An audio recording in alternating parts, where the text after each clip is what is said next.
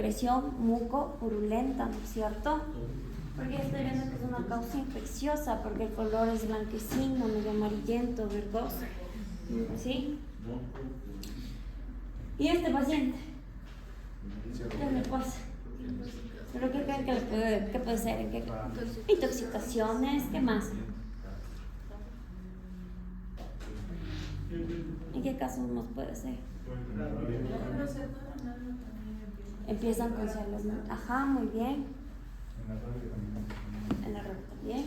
Pero, ¿qué creen que le está pasando a este paciente? Muy bien, está convulsionado. ¿Ya? Entonces, en el paciente convulsivo también van a ver que empieza con cialorrea, pitialismo. ¿Sí? ¿Ya? Pero cuando está disminuida, ¿qué creen que le pasa al paciente? Podría tener una obstrucción, ¿no es cierto? Sí, de los conductos, ¿ya? ¿Y qué más? Muy bien, en deshidratación. ¿Han visto que el paciente deshidratado tiene seca la boca o cuando ustedes les ha dado fiebre o algo? Están secos completamente, ¿no es cierto? ¿Sí? En aquellos pacientes que también tienen colapso o hemorragias profusas también, van a ver que ese tipo de pacientes está con las mucosas pálidas y adicional, si ustedes quieren revisar las mucosas, están completamente secas, ¿ya? Entonces, ahí está disminuida la producción de saliva. Y la deglución también es lo que vamos a valorar de manera funcional en aquel tipo de paciente, ¿no es cierto? Entonces, la deglución es el paso de alimento de la boca al estómago mediante la faringe y el esófago, ¿no es cierto? Entonces miren, ahí el perrito está comiendo, pasa por la faringe, el esófago y se va al estómago, ¿no es cierto? Entonces cumple de 3 tiempos la deglución a nivel de la boca, a nivel de toda la parte del esófago y ya cuando llega al estómago, ¿no es cierto? ¿Ya? Entonces, si yo tengo problemas de deglución, lo voy a denominar disfagia, ¿no es cierto? Afagia, cuando el paciente no quiere por nada del mundo deglutir, obviamente porque tiene un dolor muy marcado. ¿En qué casos creen que yo voy a tener disfagia? Obstrucción, algún cuerpo extraño esofágico, ¿no es cierto? Cuando los pacientes tienen aquellos cuerpos extraños que se quedan a nivel esofágico, esos cuerpos extraños duelen, ¿sí? Y el momento que quieren consumir alimento, dependiendo de cómo sea la obstrucción parcial o total, ¿sí? Este tipo de pacientes ustedes van a ver que para el momento de deglutir van a extender un poco la parte del esófago, ¿sí? Toda la parte del cuello para tratar de no generar o disminuir un poco el dolor en el momento de la deglución, ¿ya? Entonces no vamos a ver esta forma normal donde está comiendo el perrito, ¿no es cierto? Y genera la deglución. Vamos a ver que al momento en que traga genera una extensión del cuello y ahí es donde quiere deglutir. ¿Sí? Sí tiene un cuerpo extraño sólido en la tráquea, en el esófago, ¿cómo le dicen? La parte de la faringe, la laringe, sí. Por ahí. Ahí por lo general es un poco más fácil, ¿sí? Porque el paciente o los signos que ustedes van a ver en ese tipo de pacientes o no, como está muy acranial, este tipo de pacientes es como que trata de sacar algo, porque siente que está en la parte de la boca todavía. Si está un poquito más atrás y dependiendo de la forma de cómo sea el hueso, ¿sí? Uno también vamos a tener disfagia. No es que va a comer alimento, pero la saliva al momento de deglutir va a generar molestias, ¿no es cierto?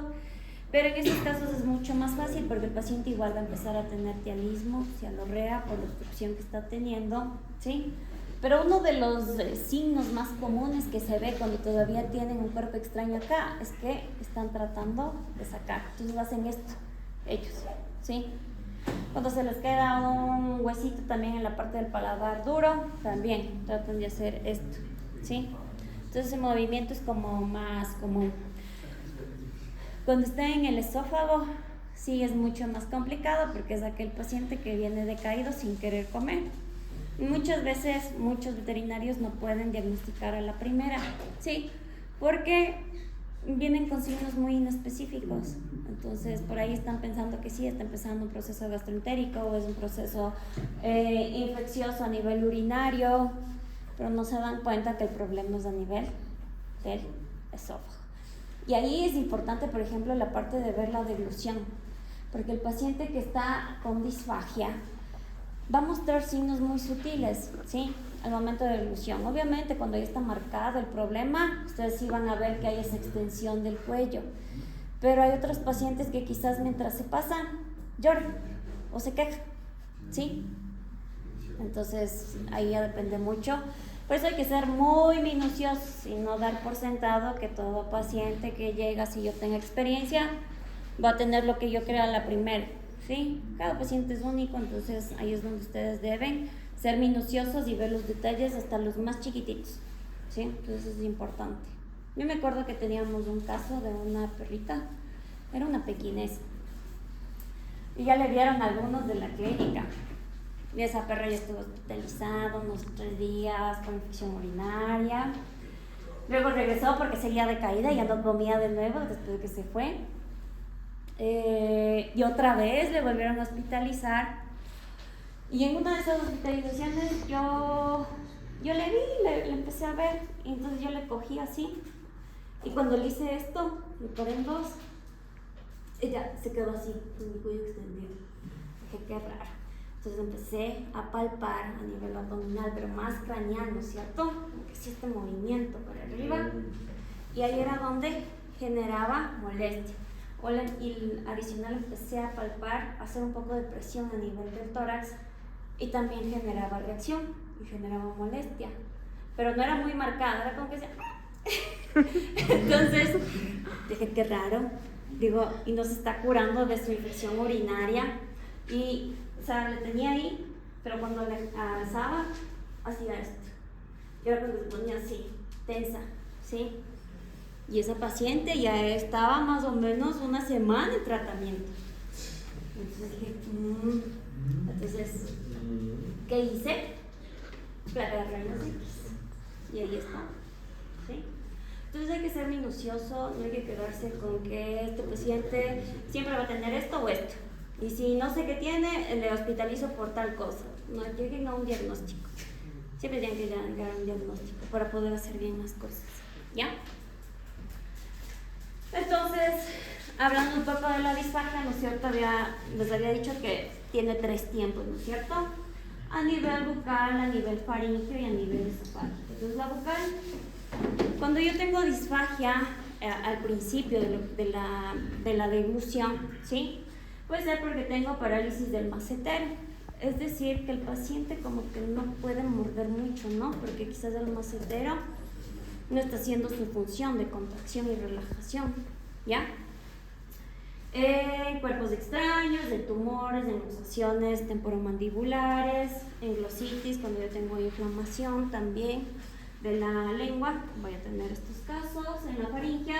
También cuando tengo parálisis laringia o espasmos, voy a ver esto. Igual cuando tengo cuerpos extraños en esa zona, ¿sí? En la esofágica, cuando tengo parálisis o espasmos a nivel del esófago, cuerpos extraños igualmente. Eso de manera general. O cuando tengo también estenosis de la luz del esófago, ¿ya? Quizás porque tengo una tumefacción, una neoplasia, algo, una inflamación crónica, ¿ya? Entonces ya vimos toda la exploración funcional en estos pacientes y ahora vamos a ver la exploración anatómica, ¿ya? Y vamos a empezar viendo por el examen de la cavidad bucal, ¿sí? Entonces en el examen de la cavidad bucal es importante abrir la boca del paciente, ¿no es cierto? Porque ustedes tienen que valorar toda la parte que comprende, ¿sí? ¿Qué nomás le verían a este paciente en la cavidad oral? ¿Qué estructuras quieren ustedes observar? Ya, el paladar, muy bien, ¿sí? ¿Y qué causas o qué anomalías son comunes que ustedes pueden encontrar en estos casos? Si ustedes están viendo de manera interna ya la boca, ¿qué van a ver? Por glositis, entonces voy a revisar la parte de la lengua, si está inflamado o no, ¿ya? Si me voy al tema de valorar las piezas dentales, ¿qué puedo encontrar? Voy a encontrar placa, sarro, ¿no es cierto? Si es un cachorrito o es un perrito de 1 año, ¿qué necesito revisar en la parte de los dientes? Exacto, que no haya retención de residuos, ¿no es cierto? ¿Han visto los perros que todavía están con los dientes de leche? ¿Qué tienen? ¿Qué mayor probabilidad tienen en esos perros? Que se genere mayor placa, mucho más rápido. Son perros que al 1 año y medio están llenitos de placa dental, ¿sí? Aquellos pacientes que, por ejemplo, los braquicéfalos, ¿qué tienen que ver? La forma de el cierre, ¿no es cierto? La mayoría tienen una anomalía de los braquicéfalos. ¿Cómo se llama? Cuando están así, cierran así. Cuando están salidos. ¿Cómo se llama? Prognatismo, muy bien. Prognatismo. Entonces, si no cierran bien, obviamente comen y toda la parte de la comida, si es balanceado, se queda en los dientes, ¿no es cierto? Esto es más fácil que se pueda generar placa dental. Pero también es importante hacer una inspección externa antes, ¿no es cierto? Antes de abrirle la boca, tengo que revisar de manera externa al paciente. Entonces voy a revisar que la articulación temporomandibular, ¿no es cierto? Para ver si no hay ninguna luxación. Cuando yo tengo luxación de esta articulación, el paciente viene con la boca abierta. O sea, está abierta, entonces lo cierran, pero otra vez se vuelve a caer, ¿sí? Entonces yo sé que algo está pasando ahí, ¿ya? O que quizás también tengo una parálisis del nervio trigémino también. Son esos pacientes que tienen atrofia muscular acá. Eso normalmente van a ver en perros diagerontes, ¿sí? Que van a tener parálisis del trigémino. Igual son esos pacientes que vienen con la boca abierta, ustedes les cierran y otra vez se les vuelve a caer, ¿sí? No pueden hacer esto, ¿sí? Perdieron su habilidad, ¿ya? Cuando hay contractura muscular a nivel de los maceteros, en cambio en esos pacientes va a estar cerrado, o sea, si ustedes quieren abrir la boca, no van a poder, está así, completamente cerrado. Ustedes quieren hacer esto y no pueden por nada del mundo, ¿ya? Y la conformación también, ver de manera externa si no tengo bultos, si no tengo una anomalía, ver la simetría del paciente, eso también es muy importante, ¿ya? En interno, la abertura de la boca, el patrón de oclusión en los perros, el patrón de oclusión normal se llama mordida en tijera, ya vamos a ver en imágenes. Y como les decía, también tienen que ver los dientes, las encías, si las encías están inflamadas, si tienen secreción, si tienen cambios, los mucosos, también valorar eso, ¿ya? Entonces ahí era lo que les decía. Este paciente tiene prognatismo y este en cambio mordida en tijera. ¿Cómo se...? No, mírale, esto sí, en cambio está así. La mandíbula es más chiquita y este tiene otro nombre. La mayoría de braquicéfalos son así, ¿no es cierto? Entonces ya si venga el braquicéfalo tienen que revisar bien las piezas dentales porque va a ser más probable que tenga acumulación de placa, ¿sí? Pero ¿saben el término? ¿No? ¿Sí? Quizás. Bueno, este es endognatismo, cuando es así. Cuando la mandíbula es más pequeñita, es así la mordida. Cuando es así, prognatismo. Cuando es así, endognatismo, ¿ya? Y la oclusión normal sería mordida en tijera, ¿cierto? Ya. Entonces miren, aquí es como ustedes deberían valorar, ¿sí? Esta debería ser la mordida normal, ¿sí? Prognatismo, cuando la mandíbula es más grande, está más sobresalida, y el endognatismo cuando el maxilar es más grande que la mandíbula, ¿no es cierto? ¿Ya? ¿Sí?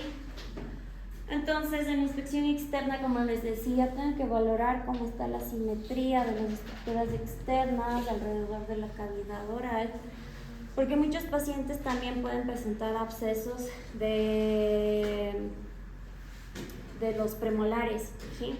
Hay bastante incidencia de cuerparrazas grandes o pequeñas que son ya viejitas, gerontes, pueden tener. y se generan una fístula justo aquí, en esta zona, pues como un chichoncito que tienen y a veces piensa que les picó alguna abeja y no. Puede ser una fístula o un absceso que se está generando de la raíz de los premolares, ¿ya? Y es una enfermedad bastante común que se da, ¿ya? Más en perros. Y en gatos, raramente, y quizás pueden ser por problemas orales, ¿ya? Entonces más o menos van a ver así. Así vienen los pacientes, ¿ya? Y ahora en la inspección interna, como les decía, tenemos que abrir la boca del animal. Y para abrir la boca del animal, ¿cómo creen que debería hacer una buena maniobra en perros o en gatos? ¿Cómo abriría? Es importante bloquear esta articulación, para que ustedes abran, bloquean la articulación y el paciente pueda tener abierta la boca por el tiempo que ustedes quieran, valorar toda la cavidad oral interna. ¿Pueden hacer esto en vacas y en caballos? No, ¿verdad? Uno, porque la apertura de los caballos es muy pequeñita, ¿no es cierto? Entonces, ¿han visto cuando les hacen valoraciones orales a los caballos? Sí, les ponen estructuras que Ajá, y les sedan un poco para que se pueda valorar bastante bien, ¿no es cierto? Igualmente, si por ahora el paciente en pequeñas no es colaborativo, también hay que sedar y utilizar abrebocas para poder hacer una mejor valoración, ¿ya? Pero como les decía, en este caso, sí es así, más o menos la mayor parte de veces, sí, con una mano jalan la mandíbula y la que jalan para abajo tienen que jalarlo un poco de aquí, de la articulación, para que se bloquee. En gatos es más fácil porque solo con una escogen de la articulación, solo hacen esto y ya revisan la boca, ¿sí?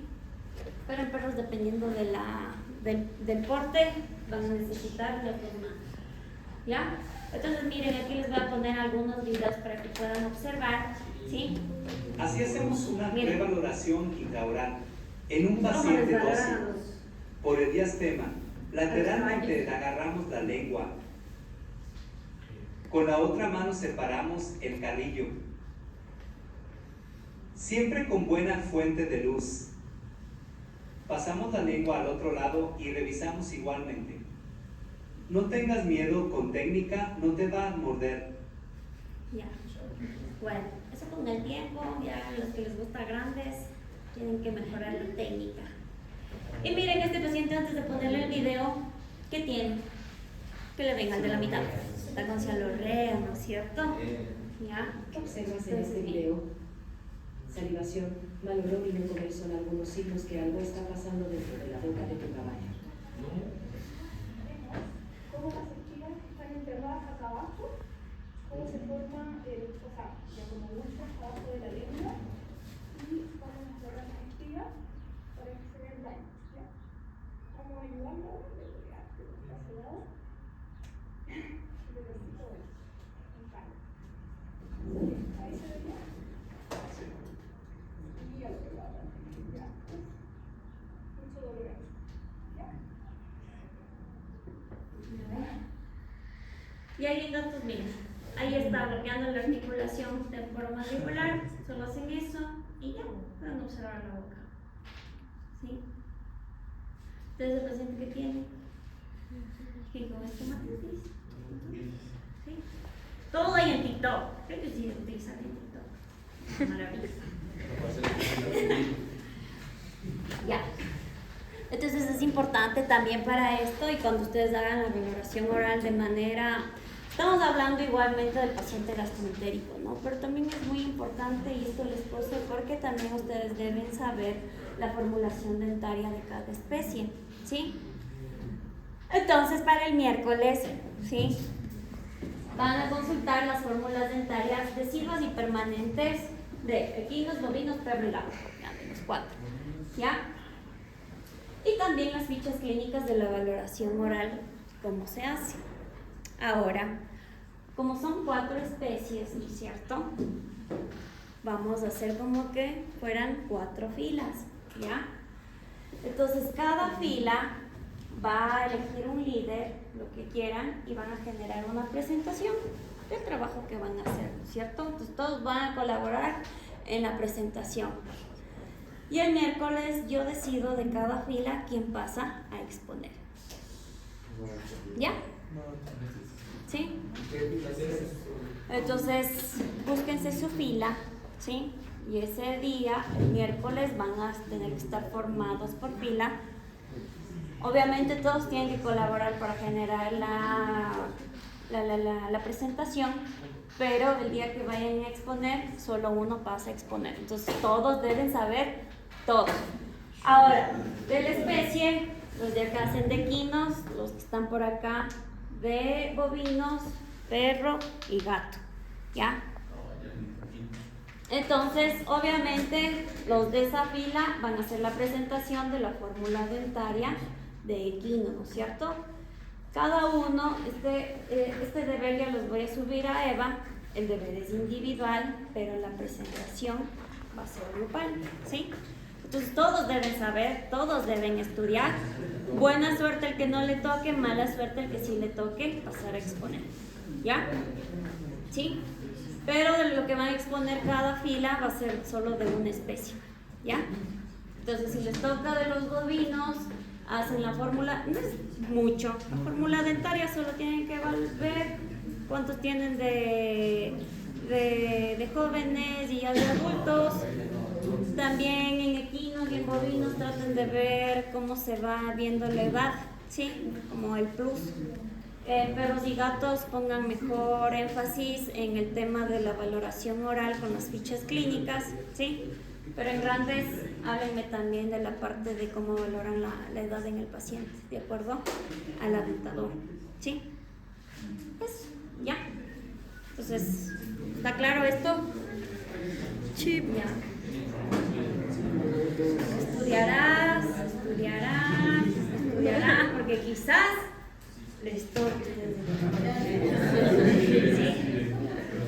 ¿Ya?